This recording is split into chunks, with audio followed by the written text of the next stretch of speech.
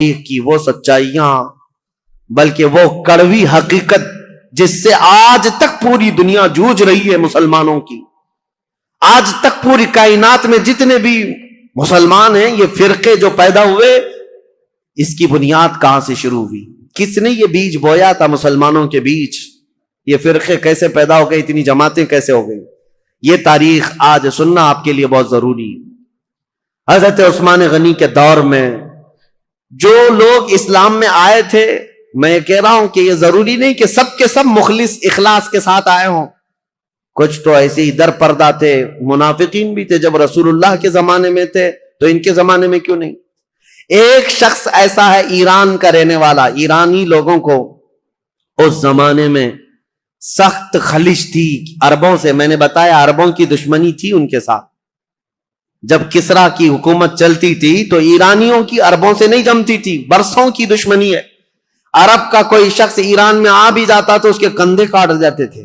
یہ بادشاہ ایک کا نام ہی ذوالأکتاف تھا جو کندھے کاٹنے میں مشہور تھا عربوں کے. اور ایرانی اگر عربوں کے پاس آتے تو ایسا نہیں ہے کہ عرب انہیں چھوڑ دیتے تھے، عرب بھی جو ہے ان کے ساتھ بھرپور مقابلہ کرتے تھے. تو یہ دشمنی کے بعد جب اسلام آ گیا تو ظاہر سی بات ہے ایران میں اب مسلمان تھے لیکن وہ عربوں کی حکومت کے نیچے تھے.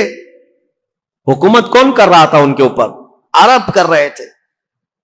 اور اسی ایران کے رہنے والے ایک باشندے کی بات تاریخ میں نے اس سے قبل بھی بیان کیا، لیکن آج بھی نوجوانوں بہت توجہ سے سننا اور تاریخ کا یہ نام ہمیشہ یاد رکھ لینا. عبداللہ بن سبا، ایک یہودی شخص. یہودی بھی اسلام میں آئے ہیں، عیسائی بھی آئے. یہودی تھا، یہ اسلام لایا. عبداللہ بن سبا، یاد رکھو عبداللہ بن سبا.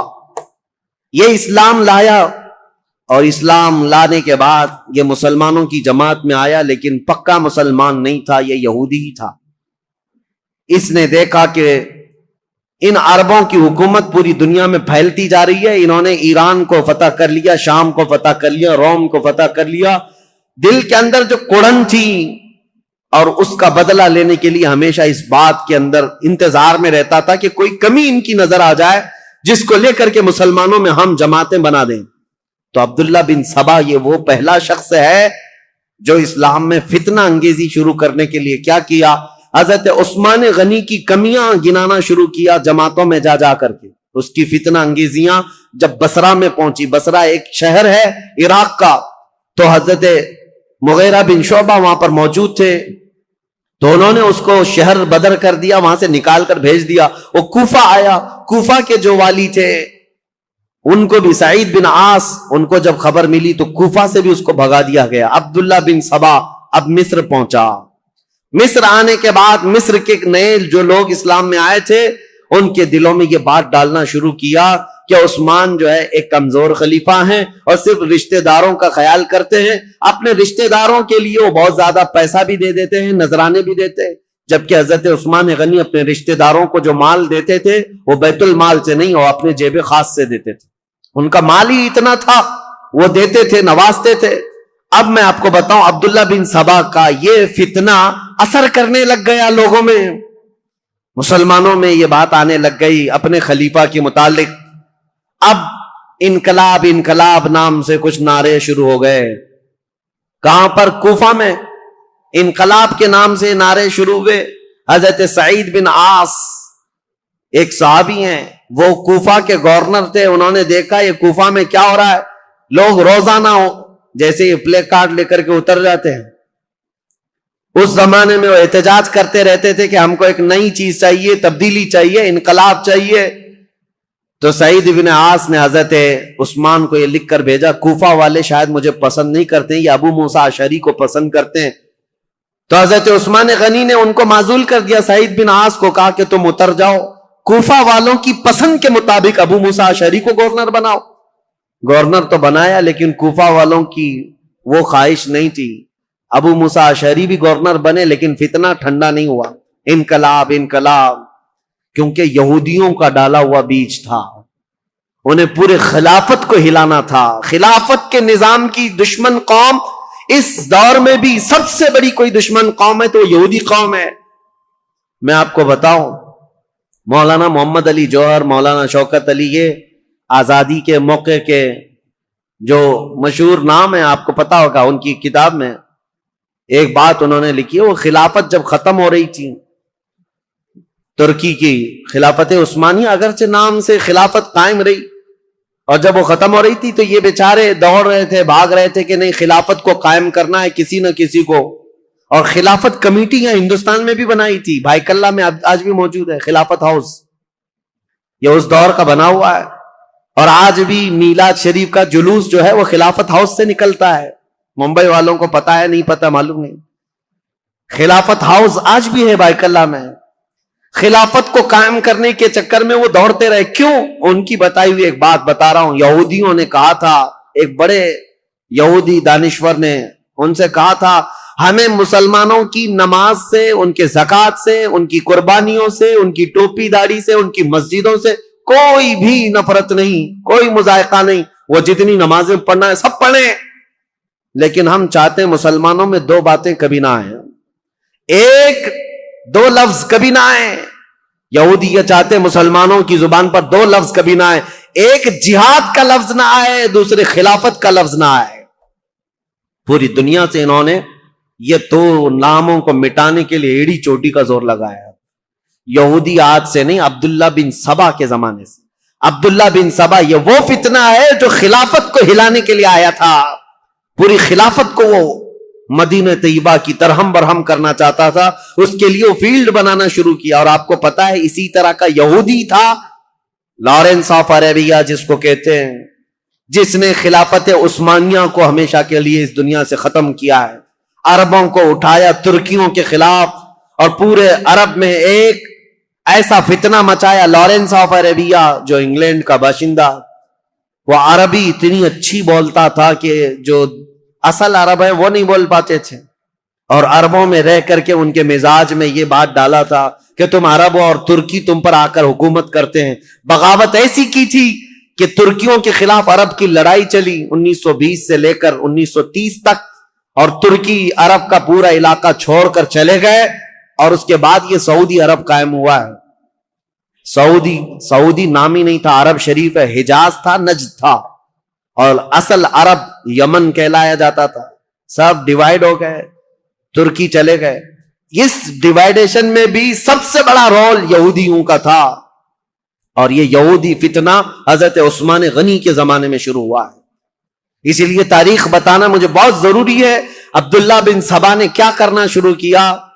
مصر کے لوگوں میں، کوفہ کے لوگوں میں، بصرہ کے لوگوں میں یہ بات ڈالنی شروع کی کہ خلافت کے زیادہ حقدار تو حضرت علی ہیں، اہل بیت ہیں، رسول اللہ کے گھر والے ہیں۔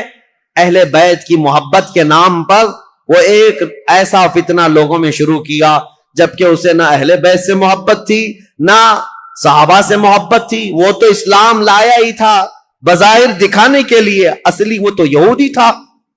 لیکن اس کو کہتے ہیں سبائی فتنہ، عبداللہ بن سبا ہے تو سبائی فتنہ۔ اس سبائی فتنے کا اثر تو اس زمانے کے بڑے بڑے مسلمانوں میں ہو گیا تھا، تابعین میں، کچھ صحابہ بھی سوچنے لگ گئے تھے کیا ہو رہا ہے، ایسے حالات پیدا کر دیا۔ اب سنی حضرت عثمان غنی رضی اللہ تعالیٰ عنہ کے دور کا آخری حصہ تھا۔ فتوحات اسلامیہ 6 سال تک تو چلتی رہی، لیکن آخری جو 6 سال ہیں وہ فتنوں میں ہی گئے۔ ایسے فتنے کہ کبھی انقلاب کے نام پر وہاں جماعت کھڑی ہو رہی، کبھی انقلاب کے نام پر یہاں، اور حتیٰ کہ یہ لوگ مطالبہ کرنا بھی شروع کر دیے کہ عثمان بن عفان کو کرسی سے ہٹایا جائے۔ لیکن مدینے میں جو صحابہ تھے وہ اس کے سخت خلاف تھے، کسی کو آواز اٹھانے نہیں دیتے تھے۔ مدینے میں جو صحابہ، اکابر صحابہ تھے، وہ جانتے تھے خلافت کو ہلانے کا مطلب ہے پورے خطہ اسلام کو ہلا دینا، پھر جو علاقے مسلمانوں کے زیر نگیں آئے ہیں وہ سب کے سب پھر واپس چلے جائیں گے۔ رعب و دبدبہ پورے خطوں پر ایسا قائم تھا خلیفہ وقت کا، کسی کی مجال نہیں ہوتی تھی۔ تو خلافت کو ہلانا مطلب اتنے بڑے خطے کو، کہاں نیشاپور، سمرقند، بخارا، قبرص، ترکی اور افریقہ کی سرزمین تک جو خلافت کا دائرہ پھیلا ہے، ایک ہی خلیفہ ہے، اور ایک پلر کو ہلانے کا مطلب سمجھتے ہیں۔ صحابہ جو مدینے کے تھے وہ اس باریکی کو سمجھتے تھے، لیکن جو نئے آئے ہوئے تھے، جوان لوگ تھے، یہ جوش میں اڑے جا رہے تھے، اڑے جا رہے تھے، اور اس کے بعد یہ فتنہ ابھرتا ہوا یہاں تک پہنچا کہ مصر میں عبداللہ بن ابی سرح، جس کے بارے میں بتا رہا ہوں، یہ حضرت عثمان غنی رضی اللہ تعالیٰ عنہ کا رشتہ دار بھی تھا. اس کے خلاف مصر کے بہت سارے لوگوں نے شکایتیں کی کہ یہ بہت سختی کرتا ہے، ایسا ہے، فلاں ہے، بہت ساری شکایتیں آتی رہیں. حضرت عثمان غنی رضی اللہ تعالیٰ عنہ اس وقت ان شکایتوں کی طرف نظر نہیں فرماتے تھے، یہاں تک کہ ایک بار حضرت محمد بن ابو بکر، آپ سنیے حضرت عثمان غنی رضی اللہ تعالیٰ عنہ کے دور کا یہ سب سے کڑوا واقعہ ہے، بہت کڑوا واقعہ. لوگ سنتے ہیں کربلا کی شہادت اور کربلا میں ہونے والے حالات، لیکن حضرت عثمان غنی کے آخری دور کا یہ واقعہ بہت ہی دردناک ہے. حضرت محمد بن ابو بکر جو صدیق اکبر کے بیٹے ہیں، یہ اور کئی صحابہ آئے مدینہ طیبہ میں.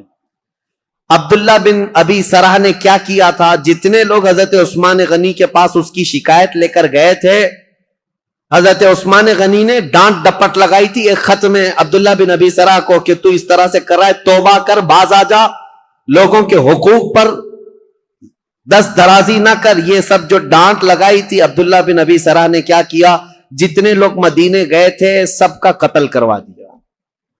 جو حضرت عثمان غنی کے پاس شکایت لے کر کے گئے تھے، واپس آنے کے بعد ان کا قتل کروا دیا. یہ بڑا معاملہ تھا. اس معاملے کو لے کر صحابہ آئے مسجد نبوی شریف میں. صحابہ کے درمیان یہ باتیں ہونے لگی کہ اس عبداللہ بن ابی سرح کا کیا کیا جائے. تو حضرت علی کے پاس یہ بات آئی تو حضرت علی نے کہا بالکل یہ قتل کا قصاص کا مقدمہ لے کر کے آئے ہیں. عبداللہ بن ابی سرح کو صرف معزول نہیں، اس کو قتل کرنا چاہیے. اتنے لوگوں کا قتل کیسے کیا؟ صرف شکایت کرنے کی بنیاد پر. اور دیگر صحابہ جو بڑے بڑے صحابہ، حضرت طلحہ، حضرت زبیر، یہ بہت سختی کے ساتھ حضرت عثمان سے بات کرنے لگے. حضرت سعد بن ابی وقاص گئے، انہوں نے بھی، حضرت عمرو بن عاص نے بھی، یہ بڑے اکابر صحابہ تھے، حضرت عثمان سے مطالبہ کرنے لگے کہ اتنے لوگوں کے قاتل کو آپ مصر کا گورنر کیسے بنا سکتے ہیں؟ حضرت عثمان غنی نے سب کی بات سنی، اور آپ کے اوپر یہ بار بار دباؤ ڈالا جاتا تھا، وہ آپ کا رشتہ دار ہے، اس کی وجہ سے آپ اسے معزول نہیں کرتے، بنو امیہ کا ہے اس لیے آپ اس کے گورنری سے نہیں ہٹاتے. حضرت عثمان غنی نے کہا سارے صحابہ کے اوپر میں چھوڑ دیتا ہوں، آپ جس کو مناسب سمجھے اس کو گورنر بنائیں، میں خط لکھ دیتا ہوں. تو جو صحابہ تھے انہوں نے حضرت محمد بن ابو بکر کو کہا کہ ان کو نیا گورنر بنایا جائے اور عبداللہ بن ابی سرح کو مصر کی گورنری سے ہٹا دیا جائے. حضرت عثمان غنی نے لیٹر دے دیا، کہا کہ جاؤ عبداللہ بن ابی سرح کو ابھی کے ابھی معزول کر دینا اور اسے ادھر بھیج دینا، اور آپ آج سے مصر کے والی اور گورنر بن جائیں. حضرت محمد بن ابو بکر جب جانے لگے تو انصار اور مہاجرین صحابہ کی ایک جماعت بھی آپ کے ساتھ جا رہی تھی کہ مصر کے حالات دیکھیں یہ امپلیمنٹ ہوتا ہے یا نہیں، اور مصر کے لوگوں کو سمجھائیں جو ابھی ابھی انقلاب نام سے اٹھے ہوئے ہیں، جن کو بلوائی کہتے ہیں، وہ کسی کے سمجھ میں بھی نہیں آتا. آج تک یہ ایجپشن ویسے ہی ہیں، ان کی کھوپڑی ہٹی رہتی ہے. یہ فرعونوں کے دور کے لوگ ہیں، فرعون ان کو ڈنڈے سے سیدھا کرتا رہا ہے. آج تک ایسی سخت قسم کی طبیعت رکھنے والے لوگ ہیں. ان کو سمجھانے کے لیے انصار اور مہاجرین صحابہ کی ایک پوری جماعت گئی. آپ سنیے ہوا کیا. حضرت عثمان غنی رضی اللہ تعالیٰ عنہ کے گھر میں پلتا تھا مروان بن حکم نام سے. یہ مروان بنو امیہ کا ایک شخص ہے، حضرت عثمان غنی کے خاندان میں، رشتہ دار میں، لیکن صحیح آدمی نہیں تھا، عیاش طبیعت کا. مروان بن حکم حضرت عثمان غنی کے گھر پر رہتا تھا. یہ صحیح آدمی نہیں تھا، یہ ذہن میں رکھ لیں آپ. اس نے کیا حرکت کی، کتنی بڑی حرکت کی، پوری تاریخ میں یہ چیز موجود ہے. ایک طرف عبداللہ بن سبا نے فتنہ مچا دیا تھا پوری جگہ پر، لوگوں میں ورغلا دیا تھا اور نئی جماعت پیدا کرنے کے فراق میں تھا. اور اس کے بعد ادھر مروان بن حکم اور بنو امیہ کی کچھ حرکتیں ایسی، ادھر عبداللہ بن سرح مصر میں فتنہ، قتل کر دیا. حضرت عثمان غنی کے خاندان پر بڑے الزامات آ رہے تھے. لیکن صحابہ جانتے تھے عثمان بن عفان کی طہارت کیا ہے، ان کی پاکیزگی کیا ہے، ان کے اخلاق کیا ہے.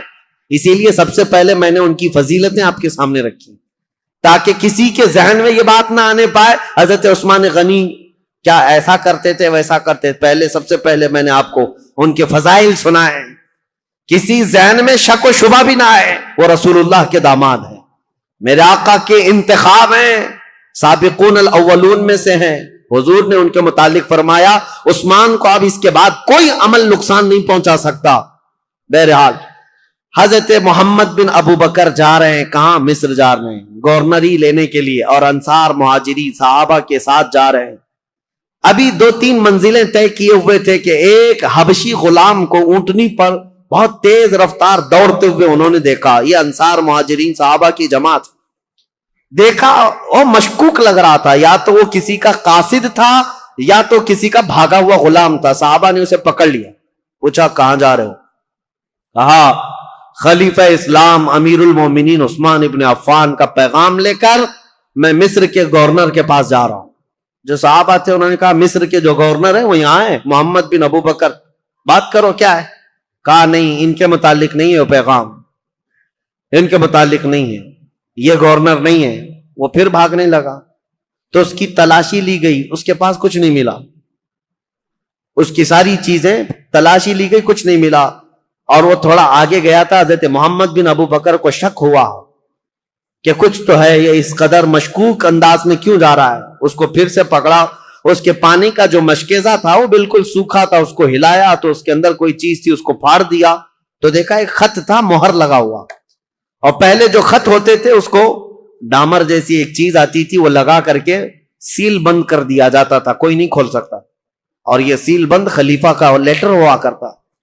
حضرت محمد بن ابو بکر وہ خط لے کر کے آئے، اور سارے صحابہ کی جماعت تھی، انصار اور مہاجرین کی، جو ابھی مصر جا رہے تھے.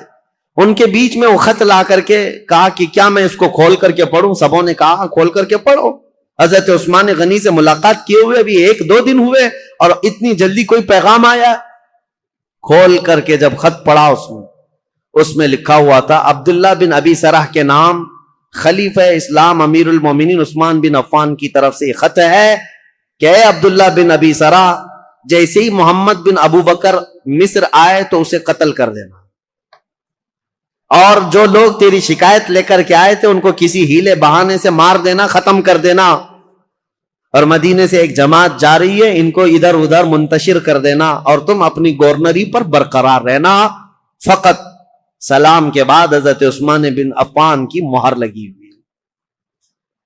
یہ کتنا بڑا واقعہ ہے، حضرت عثمان غنی کی مہر لگی ہوئی ہے. اب ظاہر سی بات ہے اس جگہ جو بھی ہوگا وہ آپے سے باہر ہوگا. حضرت محمد بن ابو بکر انہوں نے دیکھا یہ لیٹر میرے قتل کا، ایک طرف خلیفہ نے مجھے گورنر بنا کر بھیجا، دوسری طرف عبداللہ بن ابی سرح اپنے رشتہ دار کو یہ لکھ کر بھیج رہے ہیں کہ میں جیسے آؤں گا قتل کر دیا جائے مجھے. وہ آپے سے باہر تھے. سارے صحابہ انصار مہاجرین وہ سب برہم ہو گئے، سخت نالاؤں. یہ جماعت واپس لوٹ آئی مدینے آئے. مدینے آنے کے بعد سیدھے مسجد نبوی شریف میں آئے.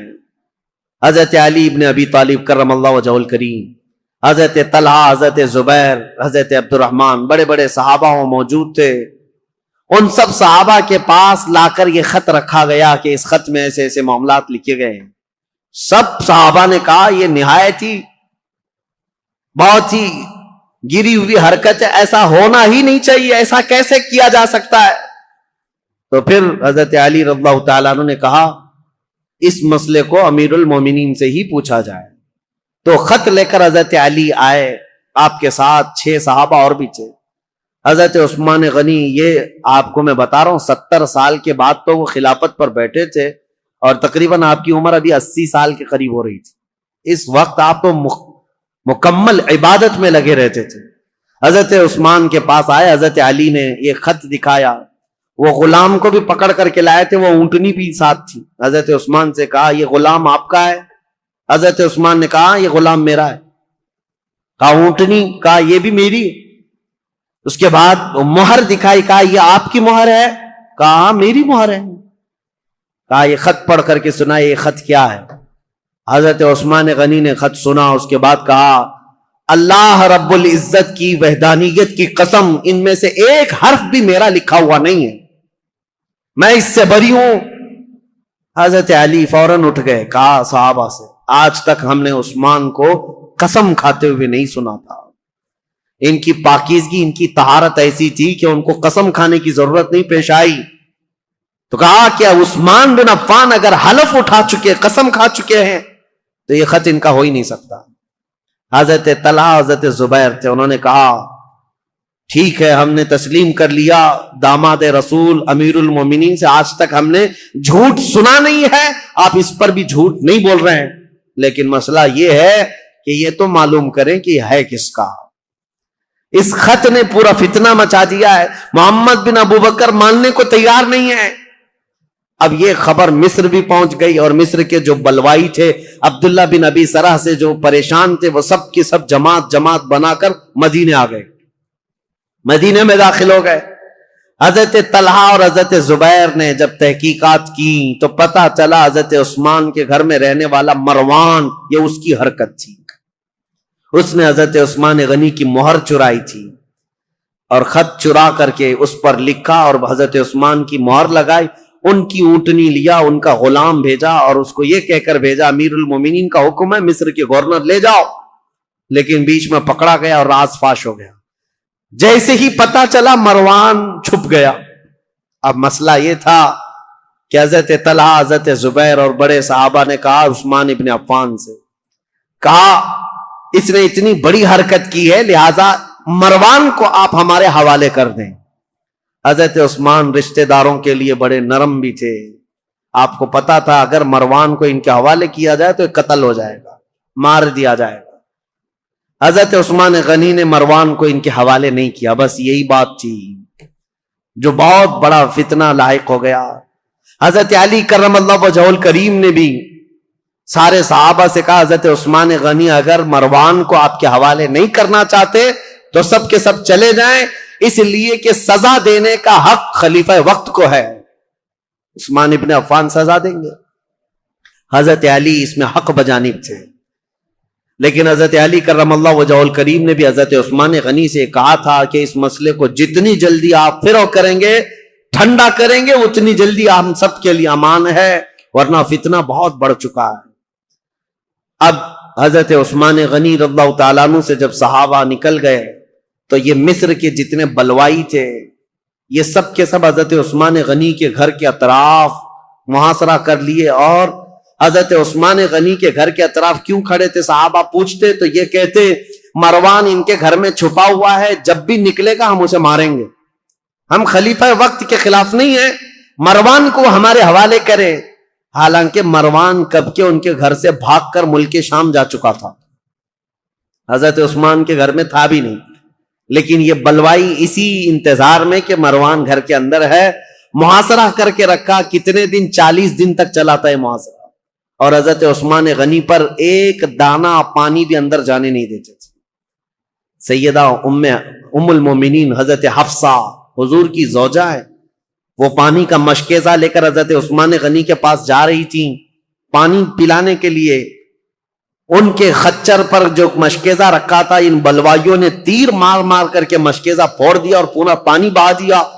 ام المومنین کو تک حضرت عثمان کے گھر جانے نہیں دیا، حضرت عائشہ صدیقہ کو تک جانے نہیں دیا۔ یہ نئے آئے ہوئے لوگ تھے اسلام میں سب، یہ بلوائی۔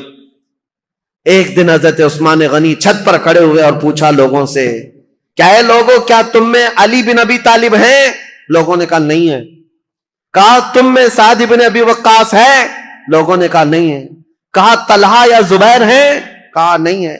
حضرت عثمان نے چھت سے پکار کر کہا کیا میری بات علی بن ابی طالب تک کوئی پہنچا سکتا ہے؟ کہا کہ کیا بات ہے؟ کہا علی بن ابی طالب سے یہ کہہ دو کہ عثمان بن عفان پچھلے 4-5 دن سے پانی کا ایک گھونٹ بھی نہیں پیا ہے۔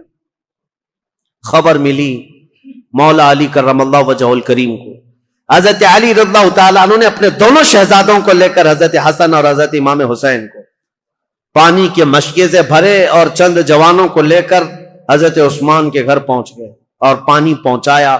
یہ صرف اور صرف یہی پانی تھا حضرت عثمان کے گھر جو پہنچا، آخری پانی تھا جو حضرت علی بن ابی طالب کی طرف سے آیا تھا۔ میرے عزیزو، یہ باتیں اس لیے بھی بیان کرنا ضروری ہے کہ لوگ ایسی چیزیں کنٹروورسی بیان کرتے ہیں کہ حضرت علی میں حضرت عثمان میں نہیں بنتی رہی ہوگی، اور انہوں نے ایسا کیا ہوگا۔ نہیں، حضرت علی کی نہیں بنتی تھی، حالانکہ حضرت عثمان کے گھر کے دروازے پر پہرا دینے کے لیے امام حسن اور امام حسین کو کھڑا کیا گیا تھا، اور عبداللہ بن زبیر، حضرت زبیر نے اپنے بیٹے کو کھڑا کیا، حضرت طلحہ نے اپنے بیٹے کو کھڑا کیا ہے، بڑے بڑے صحابہ نے اپنے اپنے بیٹوں کو حضرت عثمان کے گھر کے دروازے پر کھڑا کیا ہے، اور یہ تنبیہ کی تھی یہ بلوائی مصر کے کہیں رات کے وقت یا کہیں انجانے میں عثمان بن عفان کے گھر میں داخل نہ ہو جائیں اور کہیں ان کو نقصان نہ پہنچائیں۔ یہاں تک کہ یہ بلوائی جو ہے مصر کے جو لوگ آئے تھے، ایک مرتبہ تیر چلائے تھے، ان تیروں کی وجہ سے حضرت امام حسین کا پورا سینہ زخمی ہو گیا، خون خون ہو گئے تھے، اور حضرت امام حسن مجتبیٰ کے سر پر زخم آیا تھا نیزے سے۔ یہ حضرت عثمان کی حفاظت پر دونوں شہزادے کھڑے تھے، اور یہ خون اتنا بہہ گیا تھا جس کو دیکھ کر کے ڈر گئے محمد بن ابو بکر ان میں تھے۔ انہوں نے کہا، اے لوگو، ہم تو عثمان بن عفان اور بنو امیہ کے خلاف کھڑے ہیں، ابھی تم نے ان کا خون اتنا بہا دیا کہ بنو ہاشم ان کا یعنی بدلہ لینے کے لیے آ جائیں گے۔ بنو ہاشم کون ہے؟ رسول اللہ کا خاندان، اور امام حسن اور امام حسین جب زخمی ہو گئے ہوں تو رسول اللہ کا جو خاندان ہے بنو ہاشم، وہ تو بدلہ لینے کے لیے آ جائیں گے۔ محمد بن ابو بکر نے کہا، معاملہ سب الٹ جائے گا، عثمان بن عفان کو کوئی دیکھے گا ہی نہیں، حسن اور حسین جو زخمی ہوئے اس کا بدلہ لینے کے لیے قوم ہم پر ٹوٹ پڑے گی، اس لیے اس کام کو جلدی کر دو۔ محمد بن ابو بکر اور چند لوگ چھت پھلان کر کے حضرت عثمان غنی کے گھر کے اوپر سے اندر داخل ہوئے۔ اس وقت سیدنا عثمان بن عفان قرآن کی تلاوت کر رہے تھے، قرآن پڑھ رہے تھے، اور رسول کریم صلی اللہ تعالی علیہ وسلم کو ایک دن پہلے خواب میں دیکھا تھا۔ نبی پاک صلی اللہ تعالی علیہ وسلم کو خواب میں دیکھ کر پھوٹ کر رونے لگے حضرت عثمان۔ کہا، یا رسول اللہ، وہ قوم جس کو میں نے بیر روما وقف کر دیا تھا جب مدینے میں کسی کے پاس پانی نہیں تھا، میں نے ان کے لیے پانی وقف کیا، آج وہ قوم مجھے پانی نہیں دے رہی۔ نبی پاک صلی اللہ تعالی علیہ وسلم نے حضرت عثمان سے کہا، کیا ہے عثمان، تھوڑا اور برداشت کر لو، کل میرے ہاتھ سے پانی پیو۔ حضرت عثمان کہتے ہیں حضور کو خواب میں اتنا دیکھنے کے بعد تسلی ہو گئی۔ 40 دن کا محاصرہ چلا ہے حضرت عثمان کے ساتھ، 40 دن کا، وہ 40 دن روزے سے گزرے۔ حضرت عثمان غنی رضی اللہ تعالیٰ عنہ کی یہ سختیاں، اور جب پانی بھی نہیں پہنچتا، کھانا بھی نہیں پہنچتا، اس وقت رسول کریم صلی اللہ تعالیٰ علیہ وسلم کے کئی صحابہ، میں یہ بات میں بتاتا ہوں، محمد بن ابو بکر چھت پھلانگ کر کے آئے، اس سے پہلے کئی صحابہ آئے، حضرت طلحہ آئے، حضرت زبیر آئے، اور دیگر بڑے صحابہ آئے۔ کہا، امیر المومنین، یہ حالات بڑے سخت ہو گئے، 3 باتوں میں سے ایک بات کر لیجیے آپ، یا تو آپ کسی چھپے ہوئے راستے سے ملک شام چلے جائیں، وہاں آپ کی حفاظت ہو سکتی ہے، یا تو پھر مروان کو پکڑوا کر کے اس کو سب کے سامنے سزا دے دیں، معاملہ ٹھنڈا ہو سکتا ہے، یا تو پھر آپ اپنی خلافت سے دستبردار ہو جائیے، خلافت سے آپ ہٹ جائیے۔ حضرت عثمان نے کہا، یہ تینوں کام نہیں کر سکتا، مروان میرے پاس نہیں، رہی بات مجھے ملک شام جانے کی بات کر رہے ہو، حضرت عثمان غنی کہتے ہیں میرے جسم کے ٹکڑے ہو جائیں، میں رسول اللہ کا مدینہ چھوڑ کر نہیں جا سکتا، میں رسول اللہ کا پڑوسی ہونے کے لیے اپنا وطن مکہ چھوڑ کر یہاں آیا، اپنی جان بچانے کے لیے میرے نبی کا شہر چھوڑ کر نہیں جا سکتا۔ اور رہی بات تیسری، خلافت چھوڑ دیجئے، سنو، اس بات کا مجھے شوق نہیں ہے، لیکن میرے آقا صلی اللہ تعالی علیہ وسلم کی حدیث ہے، رسول اللہ نے فرمایا تھا عثمان بن عفان کو ایک جبہ دیا تھا، اور اس کے بعد کہا، اے عثمان، اللہ تمہیں ایک جبہ پہنائے گا اور میری امت اس کو اتارنے کی کوشش کرے گی، لیکن تم موت تک اس جبے کو اتارنا مت۔ حضرت عثمان نے کہا، اس جبے سے مراد رسول اللہ نے جو فرمایا تھا وہ خلافت کا جبہ تھا جو اللہ نے مجھے پہنایا، اور میں نے اپنی زندگی میں رسول صادق صلی اللہ علیہ وسلم کی بات سچ ہوتے دیکھا، قوم مجھ سے وہ جبہ اتارنے کی کوشش کر رہی ہے اور میں ابھی تک برقرار ہوں تو صرف رسول اللہ کے فرمان کی وجہ سے. میرے آقا نے فرمایا ہے. تو صحابہ نے جب یہ تین باتیں رکھی, حضرت عثمان نے تینوں کا جواب دیا تو سب صحابہ چلے گئے. اب وہ 40واں دن تھا جب حضرت عثمان قرآن کی تلاوت کر رہے تھے. حضرت حسن, حضرت امام حسین, حضرت عبداللہ بن زبیر, حضرت طلحہ کے بیٹے, یہ سب دروازوں پر کھڑے تھے, لیکن چھت سے یہ لوگ داخل ہو گئے. جیسے ہی آئے, محمد بن ابو بکر کون ہے؟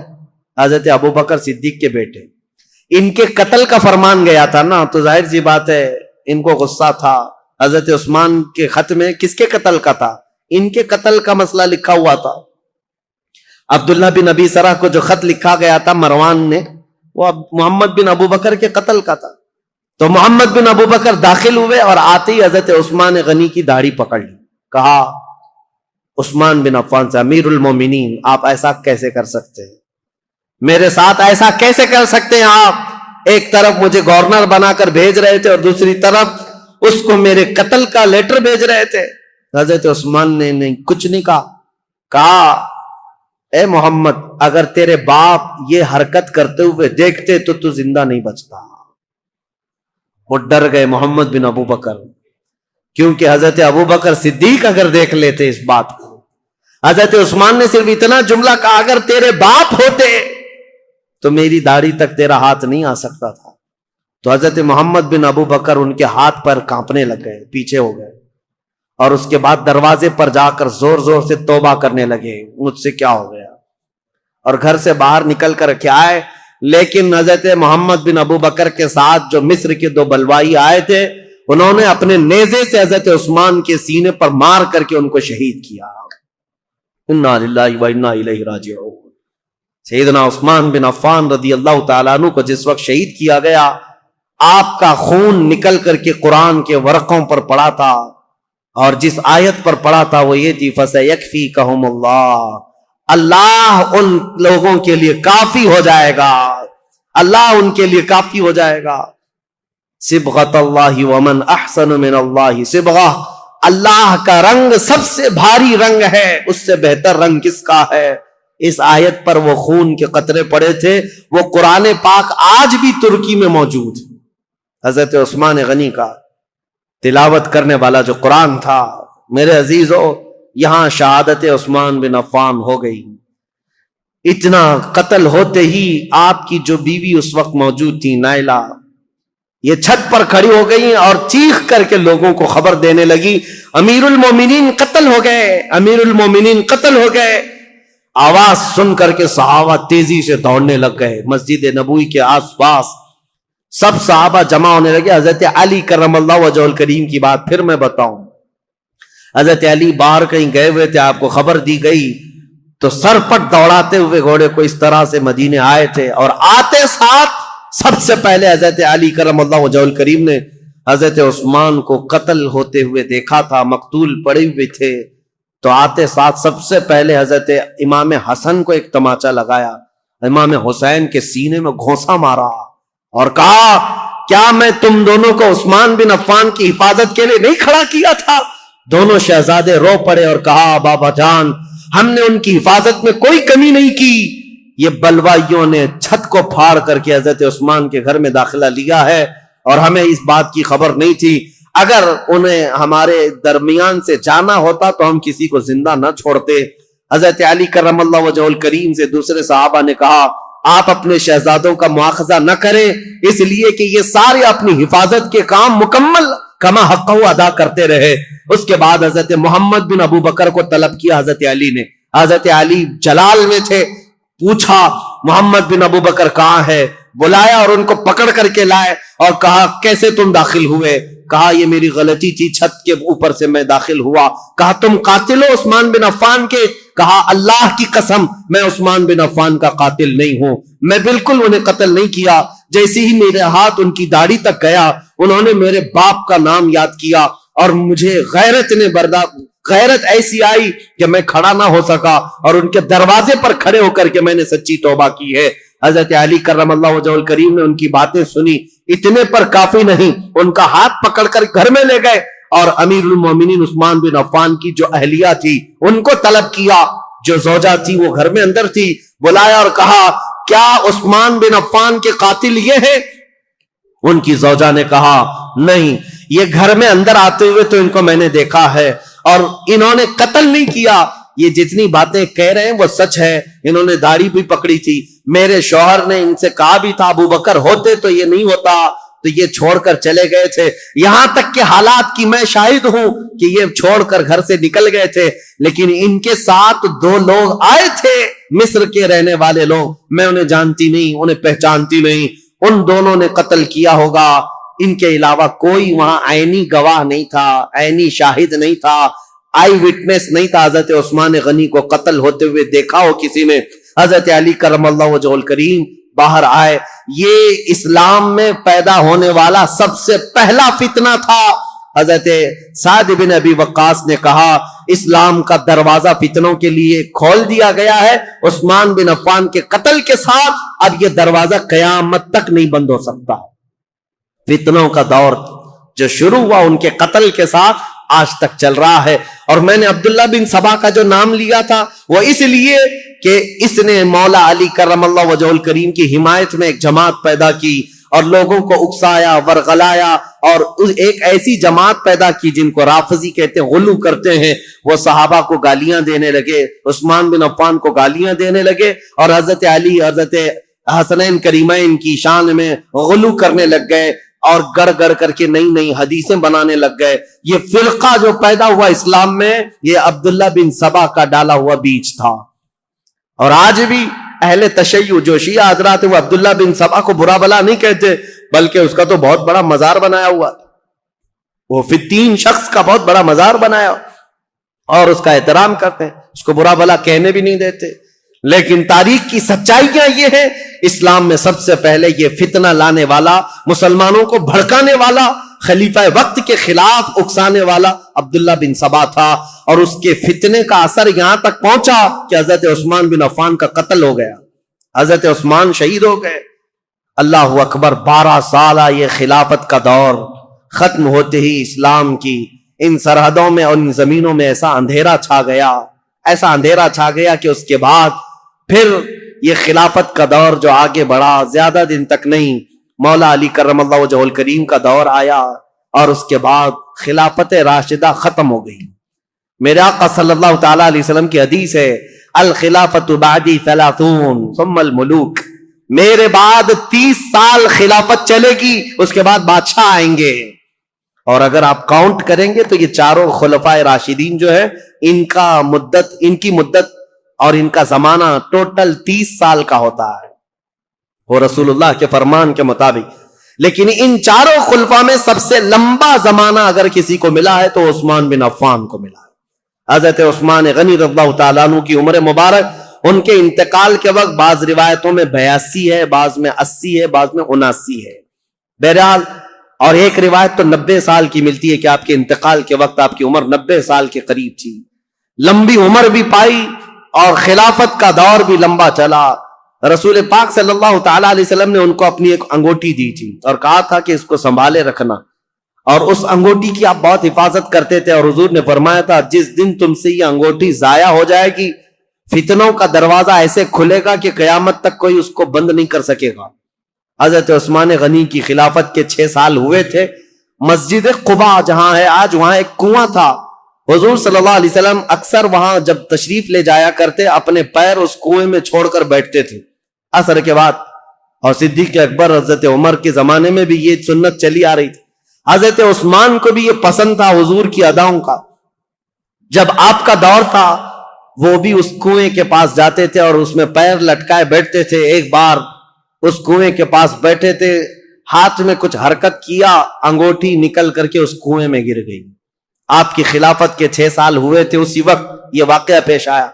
اس انگوٹھی کو تلاش کرنے کے لیے پورے کنویں کا پانی خالی کروا دیا، ریت بھی چھنوا دیا، لیکن اس انگوٹھی کو نہ ملنا تھا، نہ ملی۔ حضرت عثمان نے کہا یہ میرے آقا صلی اللہ علیہ وسلم کی بشارت تھی۔ اس کے بعد جو فتنے اٹھے، ایسے اٹھے تھے کہ ایک جہجہ غفاری نام کا شخص حضرت عثمان غنی ممبر پر کھڑے تھے، مسجد نبوی کے خطبہ دے رہے تھے، اور ان کا عصا تھا ہاتھ میں. وہ جہجہ غفاری بیچ خطبے کے دوران کھڑا ہوا, حضرت عثمان غنی کو برا بھلا کہتے ہوئے ان کے ہاتھ سے لکڑی چھین لیا اور گھٹنے پر رکھ کر کے ان کے عصا کو توڑ دیا تھا. سامنے اس طرح کی حرکت کرنے کی کسی کی مجال نہیں تھی, لیکن حضرت عثمان غنی کی نرم مزاجی کا لوگوں نے فائدہ اٹھایا. حضرت عثمان غنی نے کچھ نہیں کہا, منبر سے اتر آئے, کہا اللہ میرے معاملے کے لیے کافی ہے. صحابہ کہتے ہیں وہ جہجہ غفاری لکڑی توڑ کر کے باہر نکلا نہیں تھا کہ اس کے گھٹنے میں سڑن پیدا ہوئی. ایسی سڑن پیدا ہوئی کہ اس کے گھٹنے میں کیڑے پڑ گئے تھے, ہمیشہ پیپ بہتا تھا, اور اسی گھٹنے کے اس سڑن کی بیماری میں ہی اس کی موت ہو گئی. اور پھر یہ بھی روایت موجود ہے جتنے بلوائی آئے تھے حضرت عثمان غنی کے قتل کے لیے, وہ سب کے سب وہاں سے قتل کر کے جانے کے بعد جب یہ معاملہ ختم ہوا, حضرت عثمان غنی کی تدفین ہو گئی, جا رہے تھے, جاتے ہی راستے میں اکثر کے دماغ پورے پاگل ہو گئے, دیوانے ہو گئے, اور اسی پاگل پن میں وہ اپنے سروں کو ٹکراتے ہوئے مر گئے. ان میں سے ایک شخص بھی بچا نہیں جو مصر پہنچا ہو. حضرت عثمان غنی رضی اللہ تعالیٰ عنہ کی کرامات بھی بہت ساری ہیں, بہت ساری ہیں. سیدنا عثمان بن عفان رضی اللہ تعالیٰ عنہ یقیناً محبوب خدا تھے, محبوب مصطفیٰ تھے, ان کے بارے میں کوئی بھی کلام نہ کرنے پائے. عزیزان گرامی, آج کے دور کی بات میں آپ کے سامنے رکھ کر گفتگو کو سمیٹتا ہوں.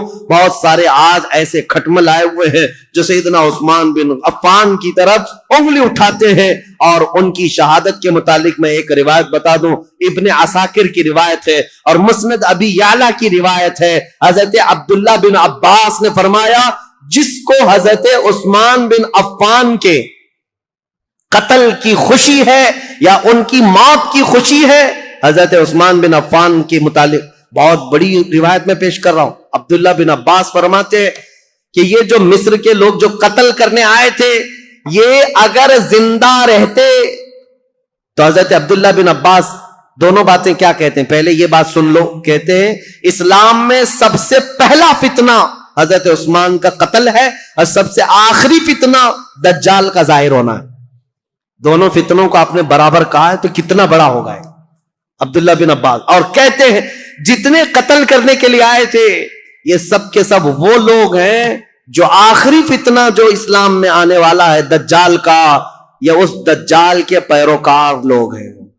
اور فرمایا کہ اگر کوئی ایسا شخص, عبداللہ بن عباس کی روایت صحیح احادیث میں موجود ہے, ابن عساکر کی روایت میں کہہ رہا ہوں, مسند ابی یعلا کی روایت, فرماتے ہیں کہ جس کو عثمان بن عفان کے قتل کی خوشی ہوئی یا ان کی موت کو سن کر کے خوش ہوا, اگر وہ زندہ رہے گا تو دجال کی فوج میں شامل ہوگا, اور اگر مر جائے گا تب بھی وہ قبر میں دجال کے پیروکاروں میں اٹھایا جائے گا. اتنی بڑی وعید ہے. ظالموں جو سوشل میڈیا پر آج بکتے رہتے ہیں, پھیلاتے رہتے ہیں, گند پھیلاتے ہیں عثمان بن عفان کے متعلق, اور جانتے ہو انہوں نے ایک نئی چیز بدعت شروع کر رکھی ہے. حضرت عثمان غنی کی شہادت کے دن خوشیاں مناتے ہیں, ایک دوسرے کو مبارکبادیاں دیتے ہیں, اور پھر پوچھنے پر یہ کہتے ہیں نہیں ہم ان کی موت کی خوشی نہیں منا رہے, اس دن مولا علی کرم اللہ وجہ الکریم خلیفہ بنے تھے اس کی خوشی منا رہے ہیں. یہ اور بات ہے عزیزان گرامی, نیتوں کا اللہ مالک ہے. اگر مولا علی کرم اللہ وجہ الکریم کی خلافت کی خوشی ہے تو یقیناً پورے کروڑوں مسلمانوں کو ان کی خلافت کی خوشی ہے. لیکن ساتھ میں اگر حضرت عثمان غنی کی موت کی کوئی خوشی مناتا ہے تو حضرت عبداللہ ابن عباس کے فرمان کے مطابق وہ دجال کے پیروکاروں میں ہے, وہ دجال کی فوج میں شامل ہونے والا شخص ہے.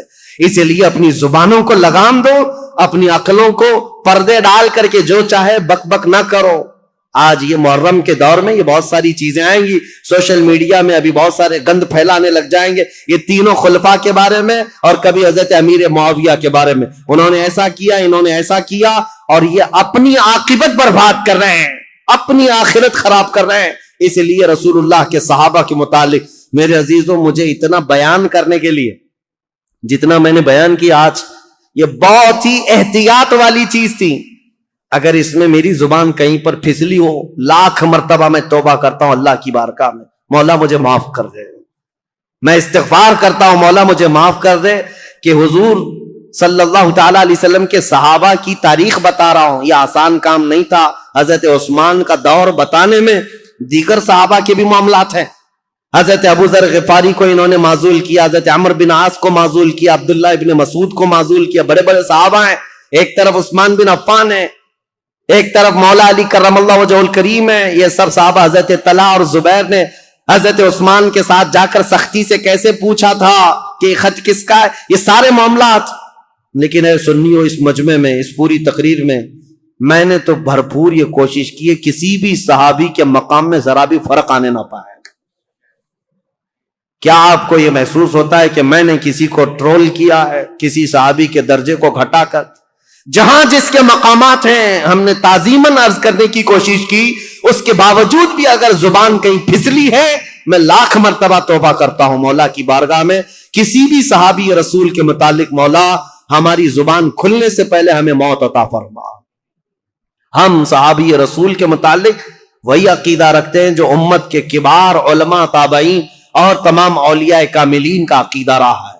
सहाबा इकराम के मुतालिक जो अकीदा मेरे गौस का था, सैयदना अब्दुल कादिर जीलानी का, हम वो अकीदा रखते हैं। उन्होंने ये फरमाया था, सहाबी के दर्जे की बात करते हो, वो सहाबा रसूलुल्लाह के जो जिहाद में घोड़ों पर बैठ कर जाते थे, उन घोड़ों के टाप के नीचे से जो धूल उड़ती थी, गौस का मकाम वहां तक भी नहीं पहुंच सकता। हम अस्सलामुअलैकुम वरहमतुल्लाहि वबरकातुहू। दोस्तों, उम्मीद है ये बयान आपको बहुत ज़्यादा पसंद आया होगा। अगर ये बयान पसंद आया हो तो हमारे चैनल इनाया खान रिएक्ट को सब्सक्राइब करना और वीडियो को लाइक करना और वीडियो को अपने दोस्तों तक शेयर करना बिल्कुल ना भूलें। बयान कैसा लगा हमारे कमेंट बॉक्स में अपनी राय दें। दोस्तों, हम आपके सामने रोज़ाना मुफ्ती सलमान अजहरी साहब और उलमाओं की नई नई टॉपिक पर बयान लाते रहेंगे। दोस्तों, आपसे गुजारिश है हमारी चैनल इनाया खान रिएक्ट को सब्सक्राइब ज़रूर करें। जज़ाकल्लाहु खैर।